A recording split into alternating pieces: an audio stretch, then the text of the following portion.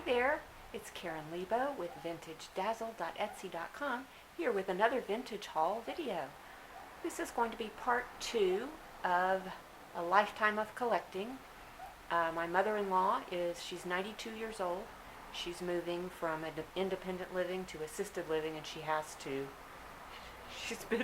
hasn't finished downsizing from the last move, but she has to downsize again. So, oh my gosh, I have so much stuff. She's moving into a really tiny, like, 1-bedroom efficiency, which is all they have available right now, but she's really needing the assisted living at this point. So anyway, I'm just going to show you all this stuff in groups because it's too much for one video. So I'm just going to do as much as I can get unwrapped and displayed and processed at one time. And so yeah, so I'm going to start with pictures. Okay, so I'm going to start with this watercolor. Now this is one that I am going to keep for now because it was a favorite of hers, and she bought it at an auction. She paid $350 for it, and the artist is William Glenn Crooks, and there's a title and everything. So I have not looked up the value of that or anything because I'm not going to sell it for now. But it's very lovely, and I'm sure I will find a nice place for that on my own wall. I believe, though, most of the rest of these I'm going to sell. And that is an absolutely stunning icon. Virgin Mary and baby Jesus. This probably came from Mexico. It looks to be very, very old. There's no real information on it. Absolutely love this. I'm sure I will eventually sell this, but I may have to keep it for a while because I just love it. Just looks like something you would see in an ancient, church in Mexico or something. And it's actually showing up brighter on the screen than it is. It's quite dark, which I love. Okay, this is a print, and okay, it says some stuff on it there. Information about the, well, I don't know, it appears to be in another language, Yugoslavia. 85. But anyway, it's quite a nice little print of a European street scene. Seem to have a lot of that type of art. And this is Japanese, I think. Mid-century. I love this. That's got to be 1940s or 1950s. I maybe can look up, see if I can find any information about that frame shop. But it's got the bamboo frame, very nicely done, beautiful silk screen print. And then we've got these hand-painted, a pair of them, African tiles. They are signed by, it looks like G. Hupui, H-U-P-U-Y. I'm not 100% sure of that. There's another look at the signature. These are quite lovely, and they're beautifully framed. And, oh my goodness, can't resist this. Birds. Parrots. This looks like a collage on a canvas. Oops, I should be showing you the back instead of just looking at it myself. I don't see that it's signed, but it's very cute.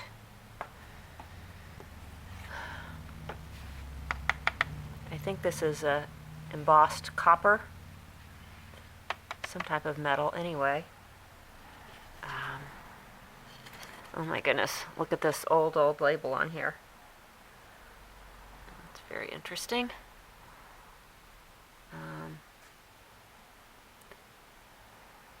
Well, it's got some information there. You can probably read it better than I can because I don't have my glasses on. So,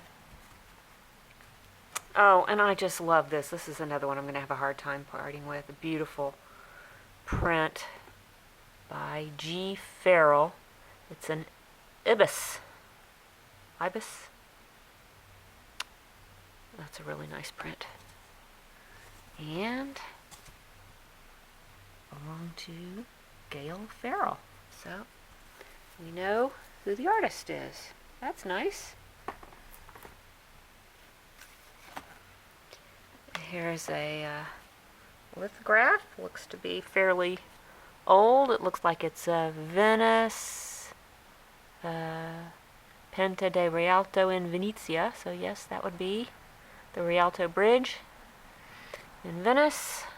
There's some more information, which I can't read at the moment, but you might be able to. Let's see what's on the back. Oh, there's another nice old label. $16.95 looks like the price. That was either, well, that's probably the price. Marco Manufacturers. Pretty cool. This one I'm definitely keeping. I love great blue herons, and that is just absolutely gorgeous. There's this artist.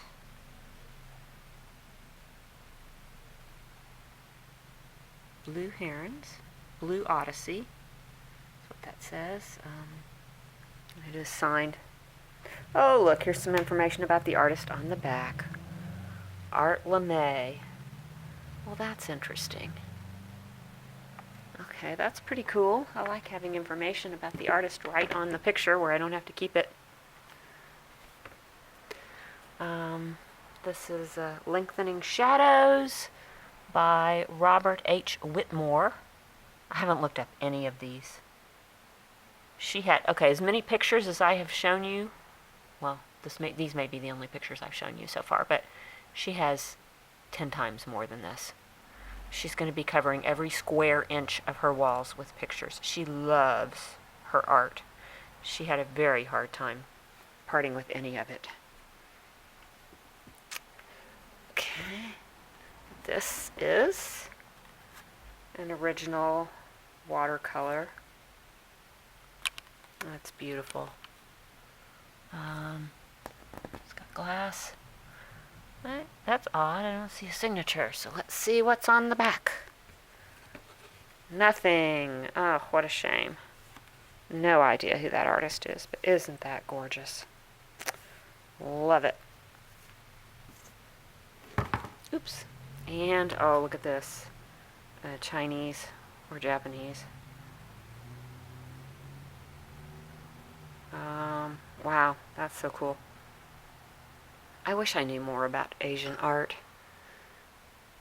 It would be nice if I could. I think this is probably Chinese, not Japanese, but I don't know. Again, no information on the back.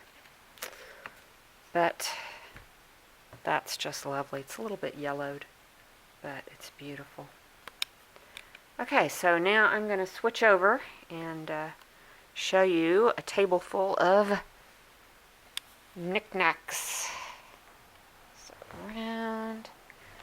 Woohoo! So, here we go. I was going to put the camera on the tripod, but I guess I'll just do it this way for now. This is Saint El Profeta Elias, the Prophet Elias, and it's from Romania, and it's hand painted. That's very interesting. Don't know anything about that. And here's some California pottery.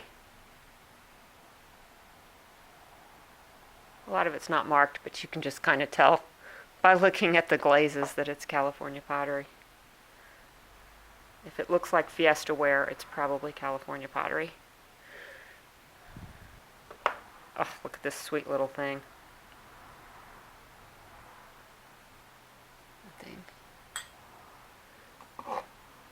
Oh, love this. This one's marked USA. Usually that's California pottery. Nice.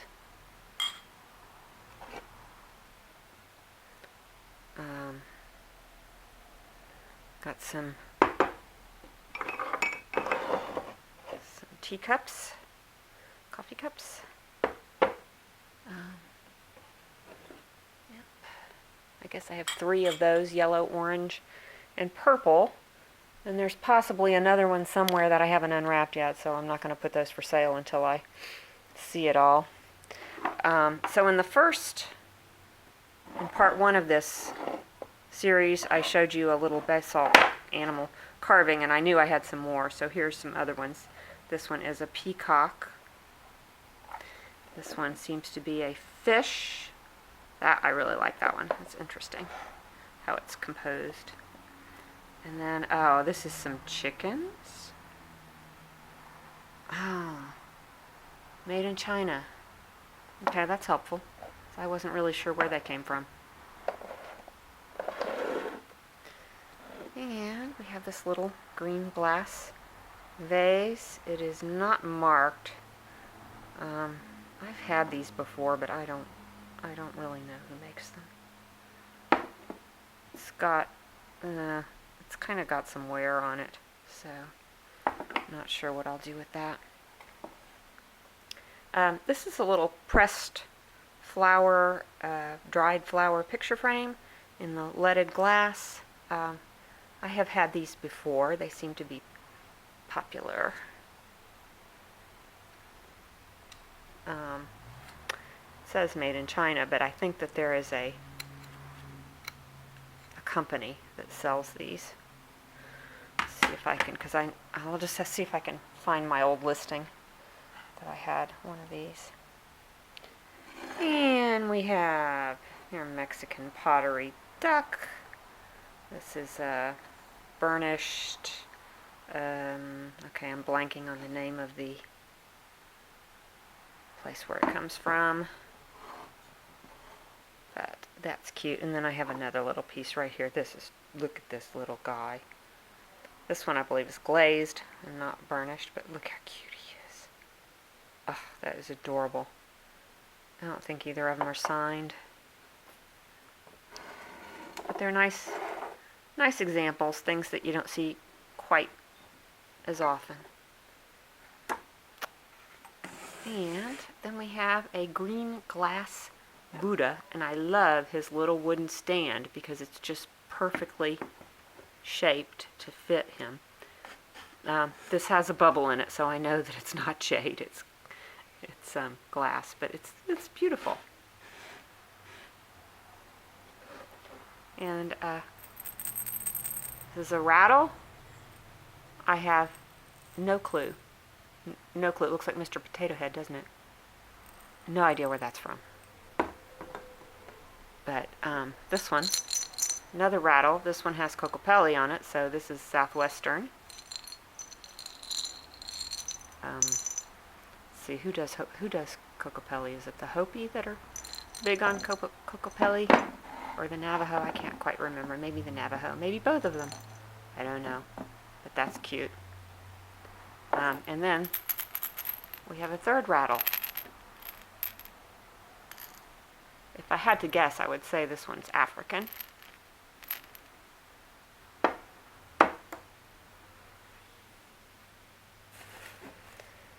Oh, this is just a lovely bit of stoneware pottery.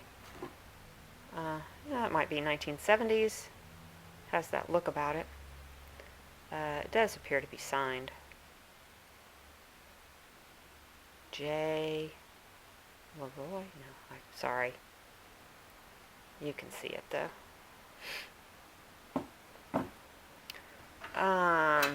Then we have this lovely green dragon tile. It's a pottery,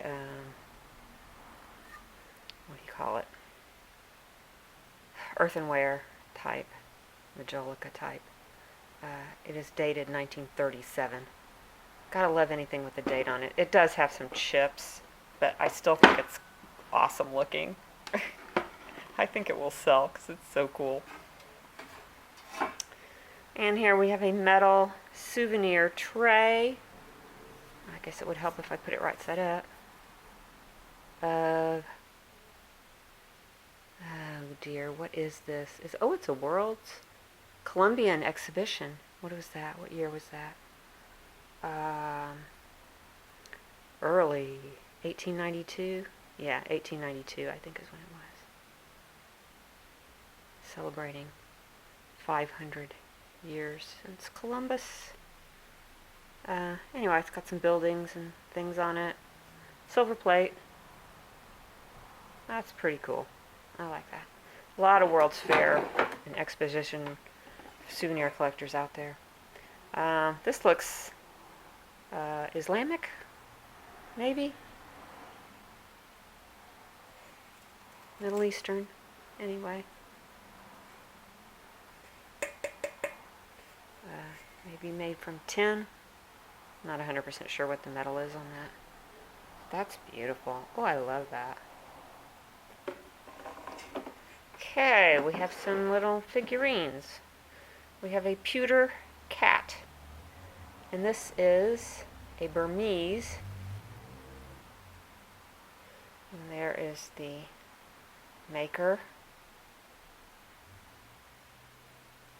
It's numbered, some kind of collectible. Very cute. And this is hand carved tiger, I guess. This is probably Chinese. And this is very nice. I don't know what this stone is. Is it soapstone? Is it marble? Is it? I don't know what it is, but it's beautiful. He's beautiful. And we have a birdie. I don't know what this is made out of. It looks like some type of conglomerate. It's got a felt bottom. It's got glass eyes. A birdie. I've seen these before. I just can't remember what it could be. If anybody knows, let me know. And this is Victorian. It's dated 1870. I believe this is hand painted, and it's just gorgeous. And it's in really nice condition. Oh, I love it. And this is an English, these giant humorous mugs are collectible. There's the maker, which is Crown Devon, made in England. That's pretty old, I'm thinking, and it also could be quite valuable. My mother-in-law helpfully put this cutting of a newspaper clipping that's showing this type of jar. Here's one that says, "A present for a good boy, sold for $995. Now, I have no idea what date this is. It could have been in here for decades. It looks like it's from the Main Antique Digest. But it's in really, really good condition. And so that's something for further research. And we have a little, okay, I'm going to have to relocate here. Ow, oh, I have a cramp in my leg. Oh, that's not good. Okay, so, a little bit. A nice little teapot. Looks like it needs a good scrub, but, ooh, yeah, it's got a lot of tea stains. This is probably one she used regularly for some time. That's a nice, oh, it's got a mark on it. There you can see the mark. D something.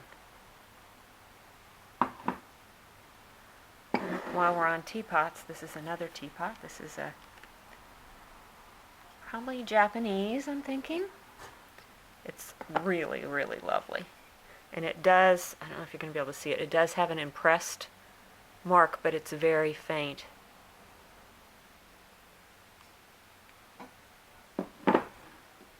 But, that is just stunning. I just love that. Let's see now. This is from the Met, and it says Hokusai Great Catch-All Tray. There you go. Ooh, that's interesting. I like that. It's beautiful. Ceramic. Museum replicas and things can do pretty well. It's another little, a little, like a little coaster, I guess. And this is Noritake. Noritake used to sell for more, I think. Made in Japan. And we have a little more.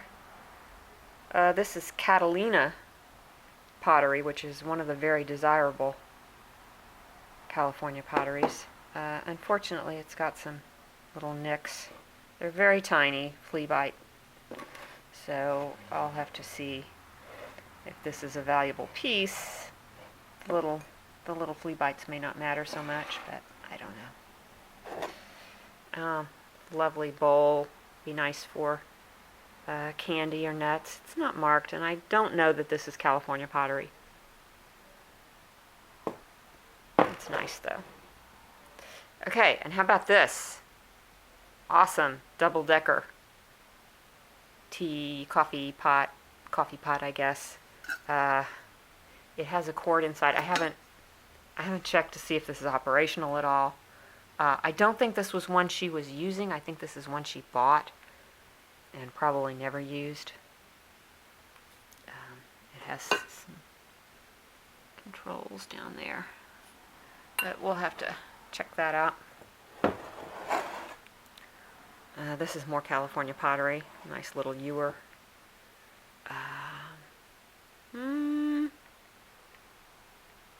Maybe not California pottery. Not sure about that one.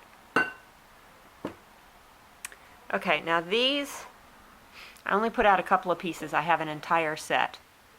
This is some antique. Oh, wow. That one was broken and glued back together. What a shame. What a shame. I didn't realize that. But there is a whole set with the little cherubs. It's Capodimonte. So the story is she bought this set at a garage sale.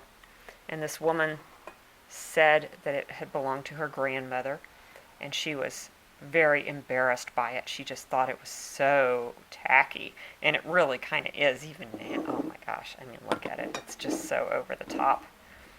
But Sally loved it. She held on to this. She did not want to give it up. So I think I have a teapot, a cream, a sugar, and 4 cups and saucers. I'm not 100% sure about that, but I think I do. And this item back here, I apologize for the background. It's just an absolute mess in here. I've really let this room go. It's become a storeroom. But anyway, this is an antique fire bucket, leather fire bucket. It's got the fireman's name on it, William R. Tabor, and the date 1829. It's unfortunately the handle has broken off, but it is in there. This is an heirloom. This belonged to some long ago ancestor of my husband, and we are under strict instructions that this is not to be sold. I honestly don't know if anybody in the next generation is going to be the slightest bit interested in this. They just don't seem to be. So we'll hold on to it, and then when we're gone, I don't know if anybody will take it. It may end up sold in an estate sale. Who knows? But hopefully that won't be for a while. This is the tea set, which I didn't unpack all of it. Okay, so we have one more category here, and that's just a few more books. And this one is it's a copy of the Canterbury Tales, but it's a particularly nice copy. So Just going to be checking to see if that's got any value. Encyclopedia of American Silver Manufacturers is one I will probably keep. And this is, it's a museum book.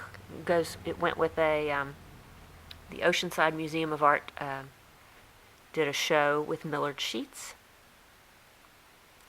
And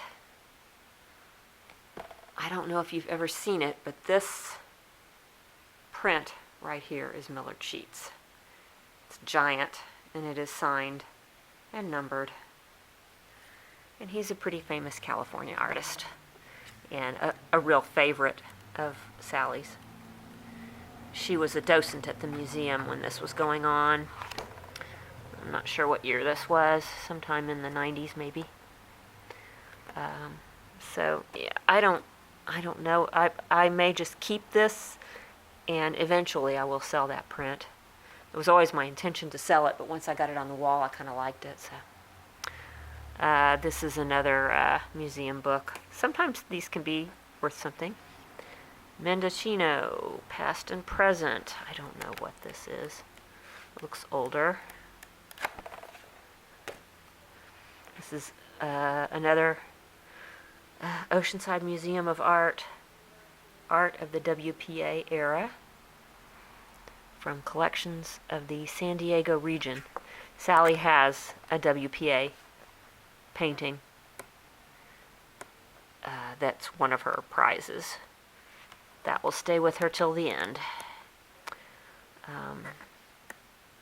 And you can't legally sell WPA art because it belongs to the government. They commissioned it, they paid for it, it's theirs. This is another museum book. Oh my, aren't those interesting? Cool. Carl Benjamin. Paintings from 1950 to 1965. And finally, Postmodern Luminous Landscapes by Frederick S. White. I don't know. I thought that was a cool book. So, okay, I'm going to show you one other thing, and then I will be done. And that thing is, oh no, I'm going to show you two things. I'm going to show you these chairs. These are two Victorian side chairs.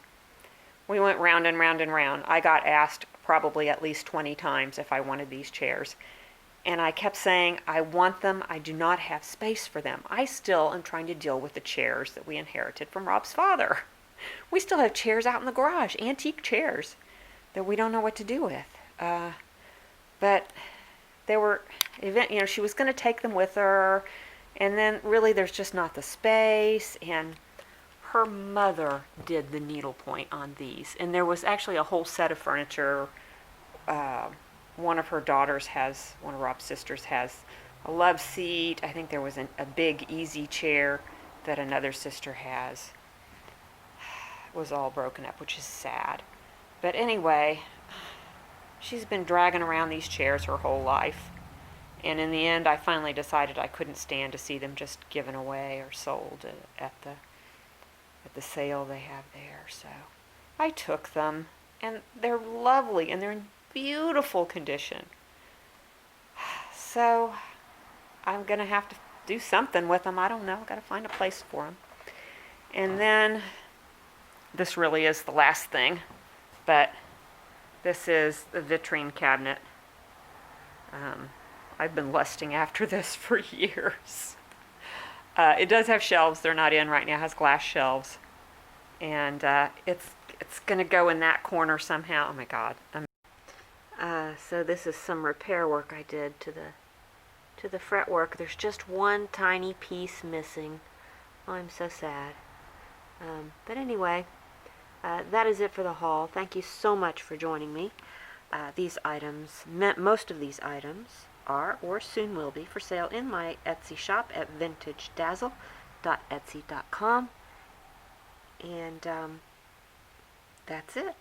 See you again soon. Bye.